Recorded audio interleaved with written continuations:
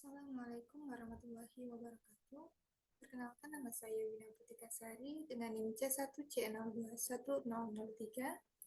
Kepada yang terhormat Bapak Dosen Pengampu Dr. Wirme Kaputra, SEMSI, CEQNR, CSRS. Baiklah, di sini saya akan menyampaikan materi yang berjudul Faktor-faktor keperilakuan pada penganggaran modal.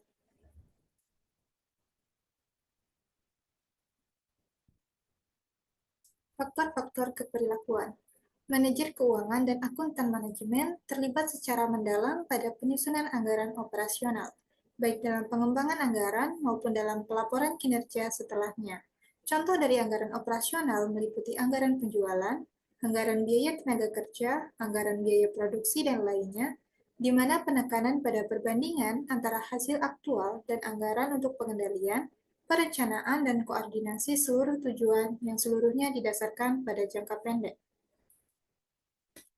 Di sini ada definisi penyusunan anggaran modal, di mana definisinya adalah proses mengalokasikan dana untuk proyek atau pembelian jangka panjang.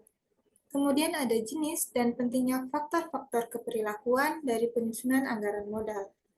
Identifikasi dan spesifikasi atas proyek potensial memerlukan kreativitas dan kemampuan untuk mengubah ide yang bagus menjadi suatu proyek yang praktis. Kemudian ada masalah dalam mengidentifikasi proyek potensial, di mana orang-orang yang terlibat dalam proses penyusunan anggaran harus memiliki kemampuan kreatif untuk mencari dan meneliti sejumlah proyek modal potensial yang tersedia bagi organisasi. Lalu ada masalah prediksi yang disebabkan oleh perilaku manusia, input ke dalam model pengambilan keputusan matematis yang disebutkan sebelumnya kelihatan cukup sederhana, tetapi ketidakpastian yang mendasarinya haruslah dikenali. Kemudian untuk masalah manajer dan ukuran kinerja jangka pendek, aspek keperilakuan lain dari prosedur seleksi proyek adalah bahwa metode peninjauan kinerja adalah tidak konsisten dengan metode seleksi proyek. Kemudian masalah yang disebabkan oleh identifikasi diri dengan proyek, di mana manajer selalu dapat bertahan dalam posisi mereka tanpa dipromosikan atau ditransfer. Kemudian ada pengembangan anggota dan proyek modal. Dalam proses seleksi proyek, manajemen puncak harus mempertimbangkan apakah proyek yang diusulkan adalah baik untuk pengembangan dari si pengusul proyek tersebut. Selanjutnya, penyusunan anggaran modal sebagai ritual. Beberapa ilmuwan keperilakuan menyarankan bahwa seluruh proses penyusunan anggaran modal adalah sebuah ritual. Perilaku mencari risiko dan menghindari risiko. Individu bereaksi secara berbeda terhadap risiko. Beberapa orang nampaknya menikmati pengambilan keputusan yang beresiko dan berada dalam situasi yang beresiko, sementara yang lain mencoba untuk menghindari hal-hal tersebut. Membagi kemiskinan, fenomena membagi kemiskinan ini seringkali memiliki dampak yang penting dalam proses penyusunan anggaran modal. Hal ini terjadi ketika tersedia lebih banyak proyek anggaran modal yang potensial lebih menguntungkan dibandingkan dengan dana yang tersedia untuk mendanainya, yaitu suatu kondisi yang disebut dengan rasionalisasi modal. Tampilan rasional. Dalam meninjau faktor-faktor keperilakuan, perlu dicatat bahwa terdapat masalah-masalah yang ditimbulkan oleh kesulitan dalam identifikasi dan memilih proyek modal dan kebutuhan akan kreativitas dan penilaian manusia. Dan perlu dicatat juga bahwa terdapat masalah yang disebabkan kesulitan dalam memprediksi perilaku manusia, dan bagaimana hal ini diperparah oleh sifat jangka panjang dari proyek modal.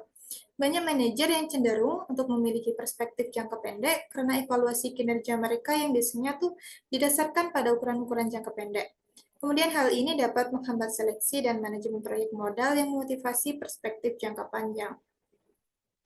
Saran-saran perbaikannya, suatu hal yang perlu dilakukan untuk mengurangi pengaruh yang merugikan dari faktor-faktor keperilakuan manusia terhadap proses penyusunan anggaran modal adalah pentingnya bagi mereka yang terlibat dalam penyusunan anggaran modal untuk menyadari faktor-faktor yang melekat pada proses tersebut. Suatu pendekatan yang berhasil akan menekankan pada kesadaran akan faktor-faktor tersebut dan usaha-usaha untuk mengendalikan dampaknya yang disfungsional. Disarankan agar audit pasca implementasi dilakukan terhadap proyek-proyek anggaran modal. Dengan ini, seseorang dapat mengambil bukan hanya kesesuaian dari suatu modal pengambilan keputusan yang terdiri dari pengembalian nilai sekarang bersih dan lainnya, dan akurasi dari estimasi data yang digunakan, melainkan juga usaha untuk mengidentifikasi berbagai faktor keperilakuan yang mempengaruhi seleksi dan proses manajemen proyek di suatu perusahaan. Audit pasca implementasi yang disarankan sebaiknya dilakukan sebelum akhir dari masa proyek modal tersebut dan sebaiknya mempertimbangkan kondisi-kondisi yang berubah. Jika dilakukan dengan cara lain, mungkin untuk secara objektif menemukan standar kinerja baru untuk masing-masing manajer yang mengelola proyek modal. Suatu pendekatan yang cukup serupa dengan konsep penggunaan anggaran secara fleksibel dan bukannya anggaran statis dalam penyusunan anggaran operasional. Baiklah, hanya ini dapat saya sampaikan. Kurang dan lebihnya saya mohon maaf yang sebesar-besarnya.